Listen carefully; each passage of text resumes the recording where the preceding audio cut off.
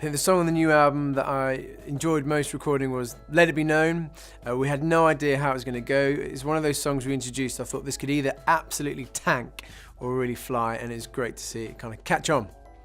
Worship Central has been running since 2006, so it's a great question, Claire, about how we keep things fresh. I think the big thing is we're a team. There's a whole bunch of us who are constantly meeting together, praying together, thinking how we could keep pushing Worship Central forward. And whenever we sit down to organise a conference or an event, the question we always ask ourselves is this something we would pay money to go to ourselves? And I think that's helped us just keep trying to find new ways of covering kind of familiar territory or find new things to say and to do. So yeah, great question.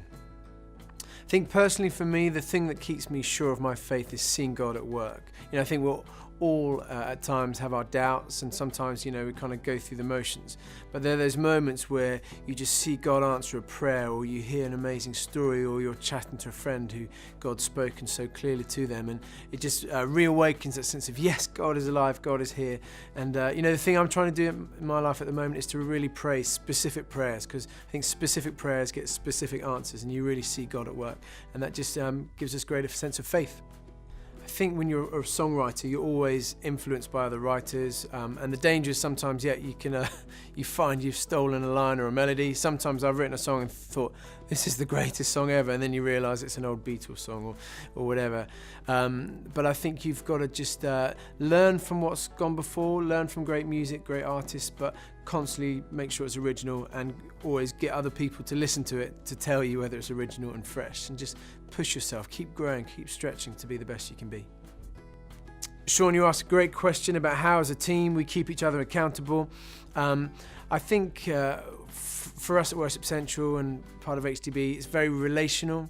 We're always really caring about what the person is up to, how the person's doing, rather than the kind of level of the work that they're providing.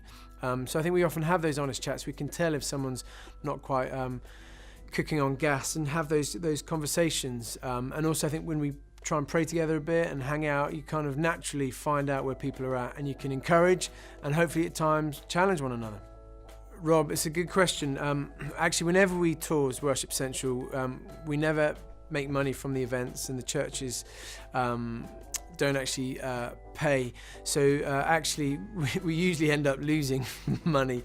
But anyway, our heart is to resource churches. One of the reasons often we choose the churches we do is simply because they've got enough capacity to draw sort of larger numbers together. But our heart, and with the Worship Central course actually, which is now being run all over the world, we want to see every church being able to be trained and resourced and have the option to sort of really grow and develop their musicality and their understanding of worship. Yeah, the question around non-Christians' involvement in worship teams, I've thought about it so much, and I think in one sense there's the ideal that I think, worship is about a heart connection. It's not about musicality. The music's just simply a vehicle. So is it not strange, therefore, to have someone playing drums or playing keys who doesn't actually believe in God? I think there's something in there. Ideally, we're looking for the heart, not the gift.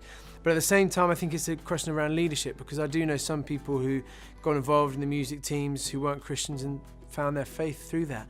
So I think if as a leader you do feel it's the right thing, it's something I think you've got to do really carefully and be really wise about it. But I don't think God works in black and white rules, so I think you've got to go with your gut and be accountable in it.